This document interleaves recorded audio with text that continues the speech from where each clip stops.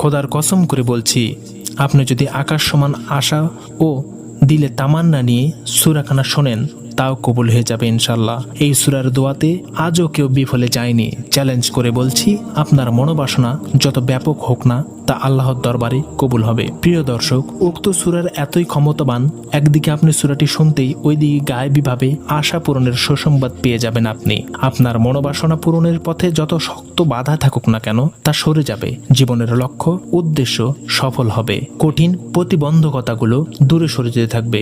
আল্লাহর অসীম রহমতে উক্ত সূরার বরকতে আপনার বালা মুসিবত বিপদ আপদ গুলো দূর হয়ে যাবে। আপনার জন্য অফুরন্ত রিজিক এমন ভাবে আসতে থাকবে যে আপনার কোনো অভাব অনটন থাকবে না। দীর্ঘদিনের পেরেশানি ও দুশ্চিন্তা দূর হয়ে হৃদয়ে শান্তি নেমে আসবে। প্রিয় দর্শক, আপনার জীবনে যে স্বপ্নটি কোনোভাবেই পূরণ হচ্ছে না, অনেক চেষ্টা পরিশ্রম করছেন কিন্তু কোনোভাবেই লাভ হচ্ছে না, উক্ত সূরার ওসিলাই মহান রবের কাছে কবুল হয়ে যাবে। তাই আপনি যদি আল্লাহর মহান এই সূরাখানা পরিপূর্ণ না শুনে চলে যান, তাহলে আপনার কোনো কাজই বাস্তবায়ন হবে না, বরং আপনার যে উদ্দেশ্যগুলো সফল হতে যাচ্ছিল, সে স্বপ্নগুলো পূরণ হতে যাচ্ছিল, তা আবার বিগড়ে যাবে। তাই আল্লাহর দোহাই দিয়ে বলছি, যেহেতু আপনি ভিডিওটি প্লে করেছেন, ধৈর্য ধরে ভক্তি আর বিশ্বাস নিয়ে কেবল একবার শেষ পর্যন্ত শুনে নিন। দোয়া করছি মহান রব যেন আপনার সকল হৃদয়ের মনোবাসনাগুলো পূরণ করে দেন, হৃদয়ের সকল আকত্তিগুলোকে গ্রহণ করে নেন। আমিন। আপনিও আমিন লিখে মুক্ত দোয়াতে শরীক থাকুন, কেননা কে জানে কার দোয়া কখন কবুল হয়ে যায়। তাহলে চলুন আমরা সূরাখানা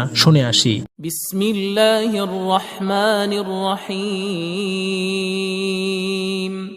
আলহামদুলিল্লাহিল্লাযী খালাকাস সামাওয়াতি ওয়াল আরদা ওয়া জা'আলায যুলুমাতি ওয়ান নূর সুম্মাল লাযীনা কাফারু বিরাব্বিহিম ইয়া'দিলুন হুয়াল্লাযী খালাকাকুম মিন طين ثم قضى أجلا وأجل مسمى